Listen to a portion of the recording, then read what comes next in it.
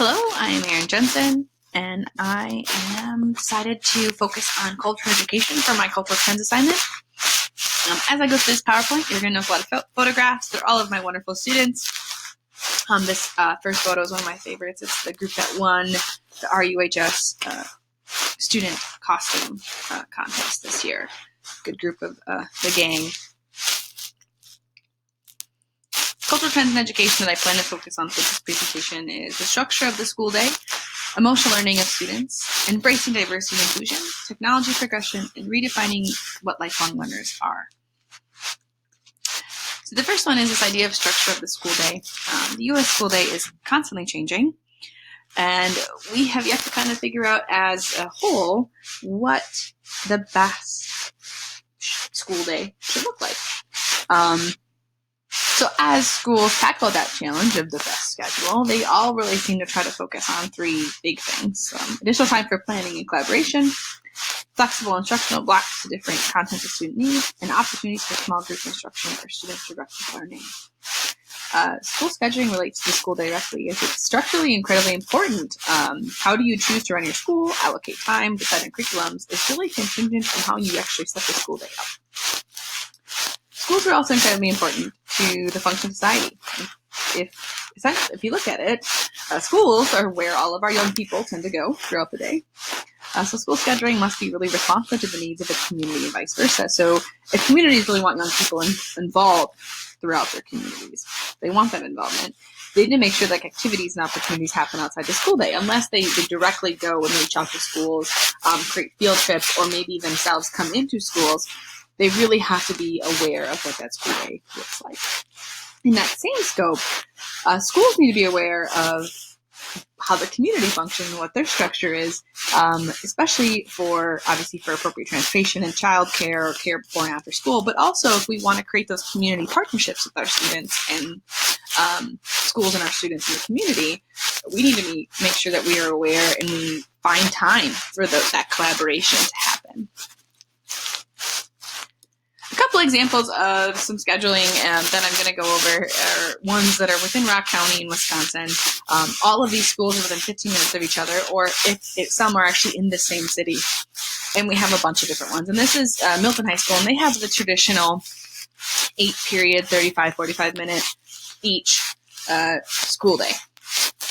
The traditional school day kind of offers a lot of different challenges as well as many advantages.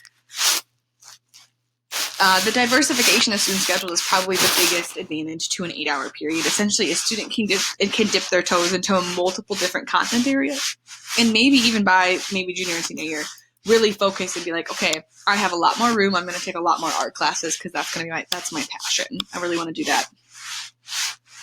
They also really adhere to the general high school ability to focus. The expectation that students can sit in a 90-minute lecture and actually learn and pay attention is completely out the window. So these shorter class periods allow for students to really do pay respect to the idea of student attention spans, which is very important if you want students to learn. Workload for the course itself is also spread out throughout the year. When we have the smaller class period times, it pretty much lengthens that class to go either a full semester or a full year. So there's that expectation that we're going to get through this content really quickly is not as much there. We're going to get through the content in a nice pace. We have all year. We're going to get there. And honestly, it prepares them kind of for what they're going to see in quote-unquote the real world in an 8-hour workday. So how can I stay focused, make meeting times, and be prepared for my whole day, starting at 9 to 5 or 8 to 4. Some challenges, though, is that in general, obviously, you can see that the in-class time is decreased. That's in-class time in general with our teachers. That's in-class time with our peers. It's all shortened down. And that does kind of limit us in terms of different types or investments in different instructional strategies because time is limited. So in-class activities, labs, inquiry, and really time for homework completion is very difficult to keep it in, so only 35 to 45 minutes. So it does definitely rely probably on students to take work home and do independent learning. So there's the good and the bad. The next two schedules, we're going to focus on block scheduling, and a couple differences here is that Parker and Cook High School here in Janesville, Wisconsin, they're in the same city, different sides of town. Both have this called adapted block schedule, where not every day is blocked out for with these 90-ish minute class periods. They still have some of those traditional full 8-period days, but the middle days of the week are those block schedules. Versus Beloit Memorial, which has slightly adapted, but almost very traditionally a block scheduling of time for their schedule. Beloit Memorial is in Beloit, Wisconsin, and they're about 15 minutes south of Janesville. So block scheduling in general has it has its own advantages and disadvantages. Advantages being it really does increase usable instructional time. So we have more opportunities to really diversify our instruction within a block period, where we can mix things up and switch up how we're doing things every 15 minutes. So maybe start off with a lecture, move on to an activity, do some inquiry, and maybe at the end, say 15 minutes to get started on that homework. And very limited class changes and they actually get not limited class changes, they get more class changes because you get through the content a lot quicker. So students could be getting a very, very large range of courses completed within 1 year on the block schedule. However, a couple challenges tend to include student attention span, obviously, which we focused on a little bit. And the last one is that 90 minutes is a very long period of time. And if you don't use it appropriately, your students are not going to be engaged that whole time. So it definitely involves a lot more creativity on the teacher's part to use that time wisely and make sure they're realizing that attention spans of high school students is not 90 minutes on the same thing, doing the same thing or learning the same thing. Lastly, the block schedule tends to not accommodate the AP scheduling or AP courses. Because again, as you get through that time more quickly, it really does put a little bit of a hinder on our AP courses and our student success on AP exams, because you end that course, that semester, with months still until the final exam. So the question is, what do you do with those students? How do you still make sure they're getting opportunities to access that content, and what do you do?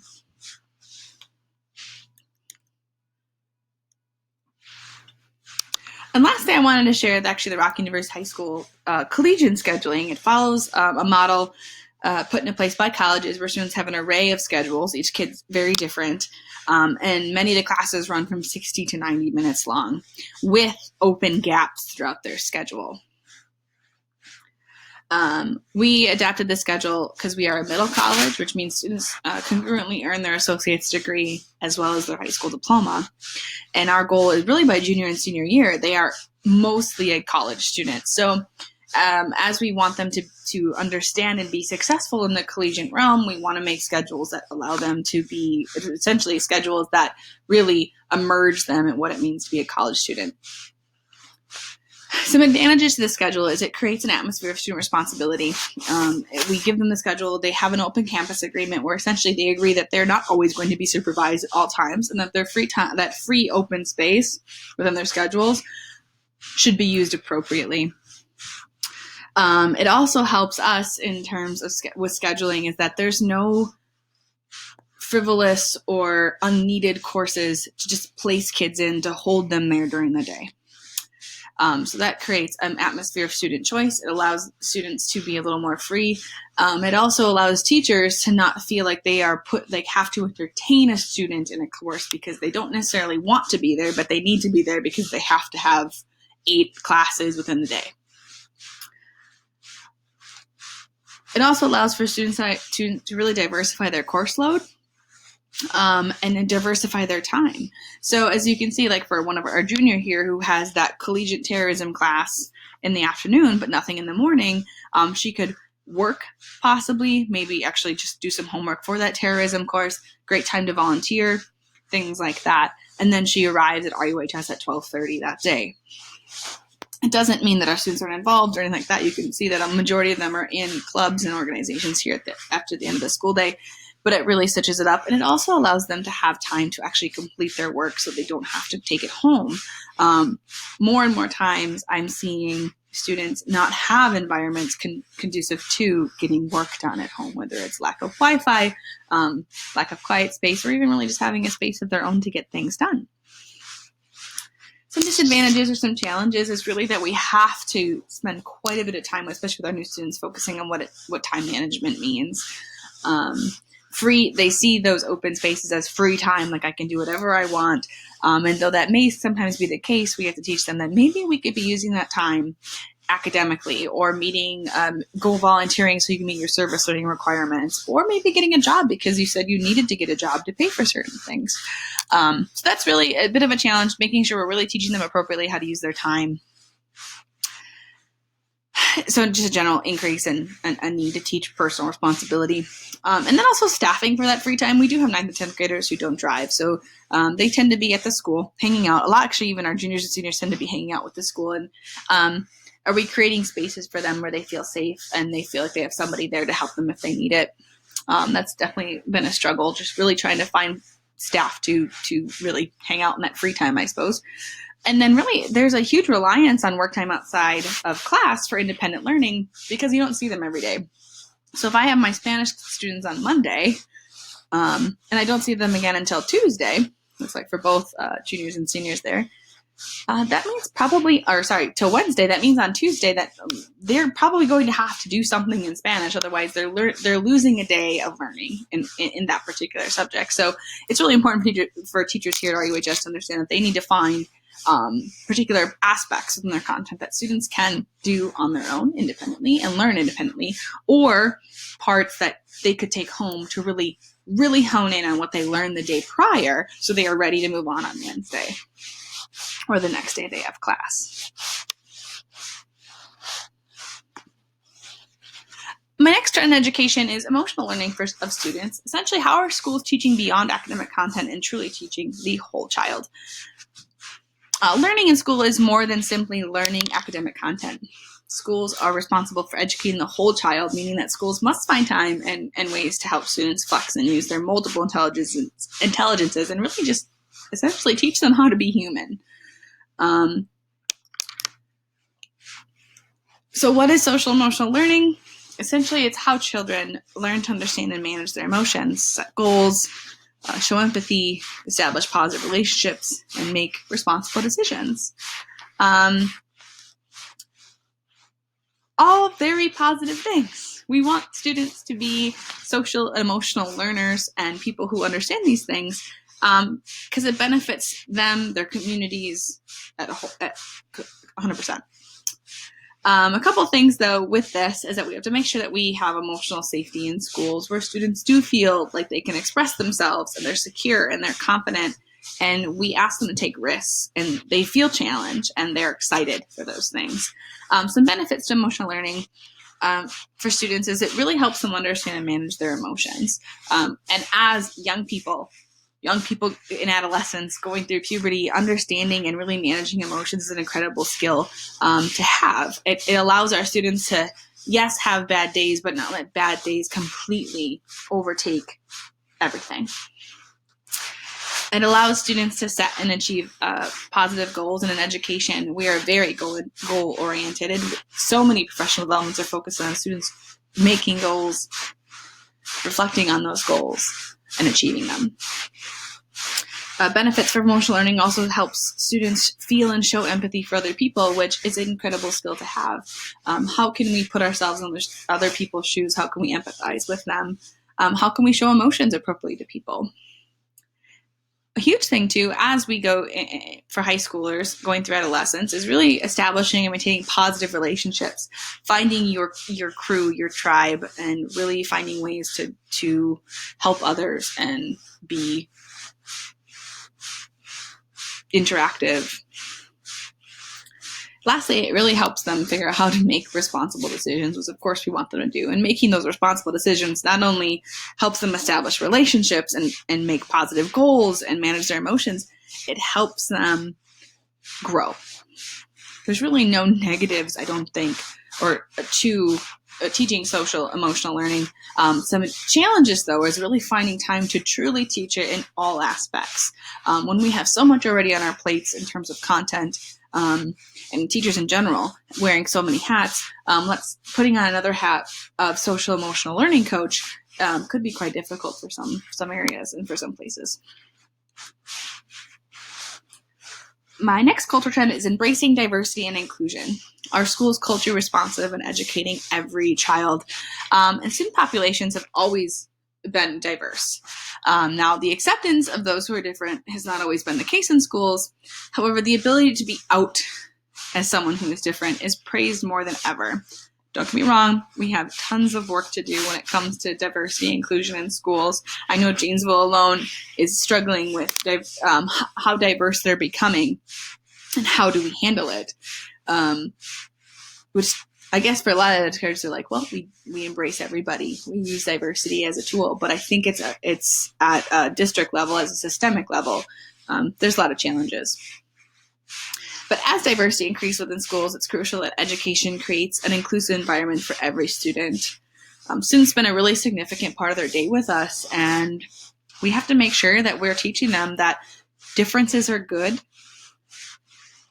inclusion is important, and although academic achievement is a really high priority, society and their community is going to expect them to be good, productive citizens who empathize and care for others.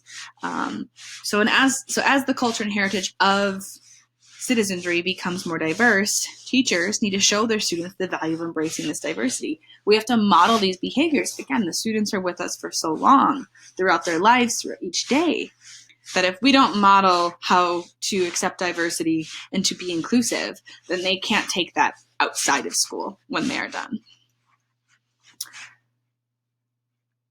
A quote that I took from Marietta Scarvalho says, take advantage of student different abilities and backgrounds.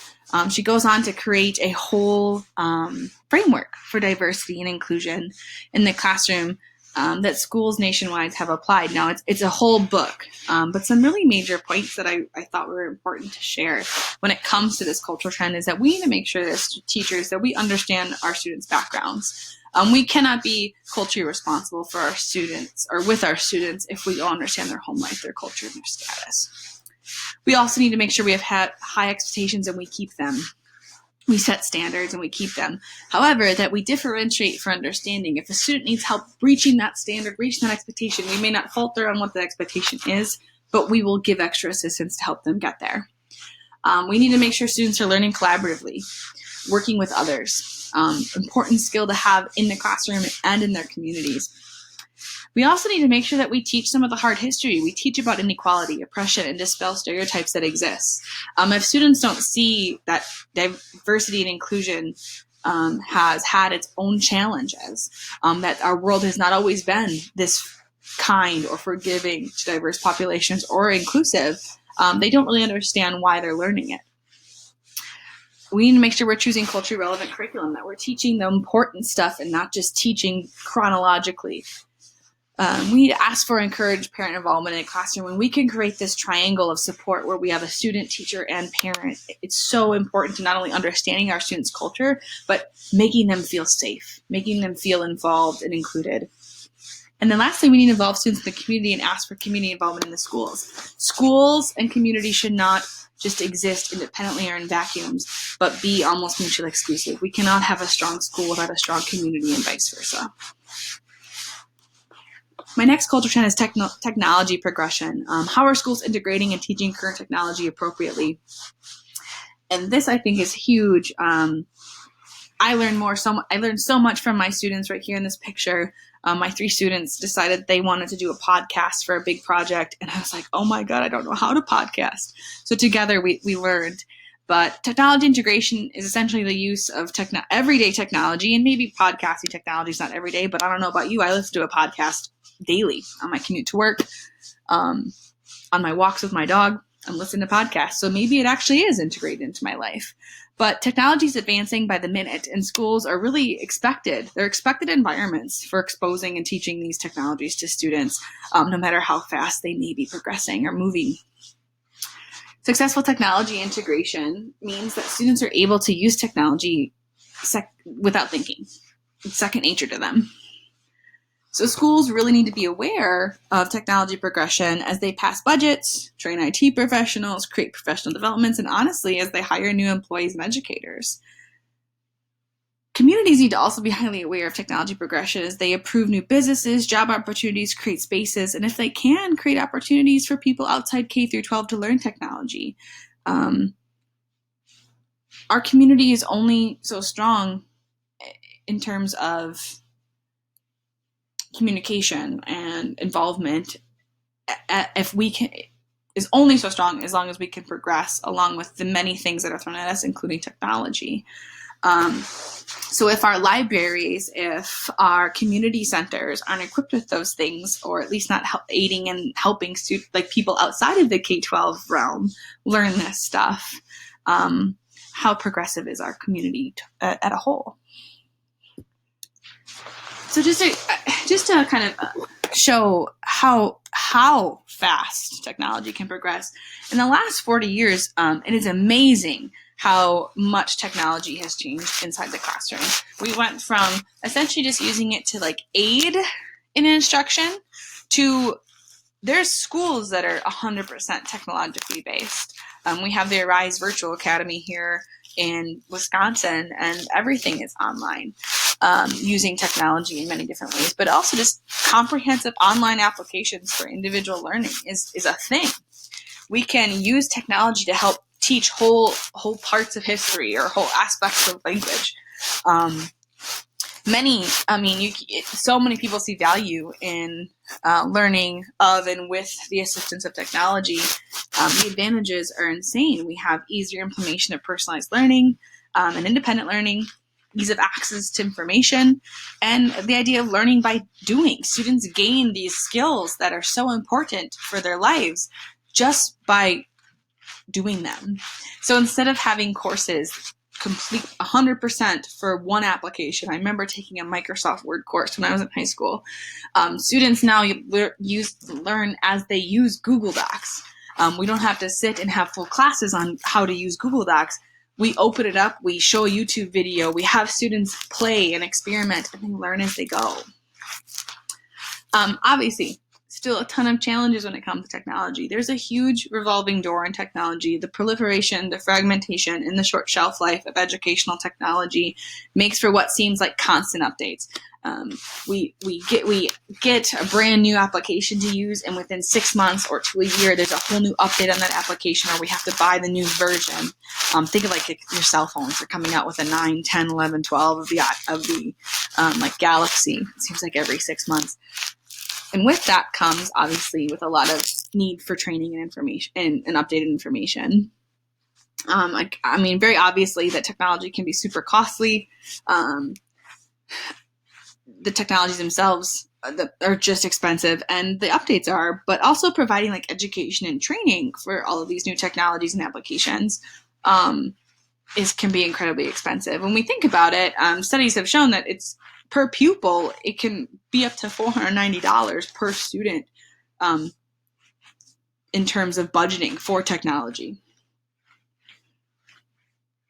And lastly, in general, technology is not always user-friendly. I was struggling to find a way to cast and present this presentation digitally because so many applications now have free modes and then premium modes so they can make some money. And the premium modes allows you to have like the longest presentation in the world, while the free mode says you have 3 minutes. So, they're not always user-friendly, and they're not always accessible to everybody. And lastly, my last cultural trend is redefining lifelong learners. What does it mean to make students lifelong learners? I love all these pictures. My students kind of engaging and learning outside of the traditional classroom, and all voluntarily. They don't have to do these things. They take that when opportunities are presented to them, they take them. And I think that is so inspiring as a teacher for me to do the same. So I am still learning. My students are still learning. I hope when they graduate from high school, they still say, I am still learning. So lifelong learners is a term essentially used to identify people who have skills necessary for survival, both in their everyday lives, their professional and social, by actively and constantly engaging in some kind of learning. Schools are impacted by this cultural value because to be an effective school, one of your goals should be creating lifelong learners. For your school to be relevant, for a school to show its applicability, it's the idea is like you will not learn everything you need to know in life in high school. You won't learn everything you know in life in college. You will need to do some independent learning every day to make sure you're successful in your professional, social, personal lives. So we need to make sure we're finding teachers and adopting curriculum and practices that engage and empower our students, and not stifle or bore them when it comes to learning. Communities are affected by this cultural value for similar reasons, and in order to progress, we need to make sure that members of our community have opportunities available to be lifelong learners. The more knowledge your community shares, well, the stronger the community as a whole. Essentially, we have to realize that students are no longer just these empty vessels waiting for you to fill them up with knowledge. Even their first day of school in kindergarten, kids come with so much information, copious amounts of information. Now, some of it's trivial, but we have to realize that our kids are so smart. They have so much access to information. How can we use that in the classroom and empower them to still want to learn more? We need to make sure students are taking control and determining what they know and exploring the information they do not. We need to really, really honor and push curiosity. Make sure we let them know their questions and the things that they don't know are valid and that we should figure out the answers to them. We should motivate them every day to learn something. Persevere through the tough stuff, through those really, really intense research papers or those proposals for change that take a long time, that involve a lot of research, may even involve you stepping out of your comfort zone, but to persevere through those challenges and to have self-regulation, to realize that essentially I have to find ways to manage my time and manage my learning. That learning doesn't just happen in the classroom, but it also happens outside. This lifelong approach kind of distances us from this really archaic idea that all learning takes place in a classroom or in an instructional academic setting. It really pushes educators and community members to find opportunities for learning outside of education, an educational realm. It flips that traditional idea of this empty vessel completely on its head, and I think that's super inspiring. Overall, I think that all of these trends, cultural trends in education, will be ones that are consistent. They'll be ones that will need our stakeholders to essentially assess and evaluate every single year as how we're doing with them. But I also think they're incredible. I mean, and with that, I think they're really important to understand and learn and dig deeper into. And it was really, really cool researching a lot of these. I learned quite a bit. So, again, I'm EJensen. This was my presentation on culture and education and the cultural trends that I see as impactful for not only educators, the schools, but our community as well. Thank you.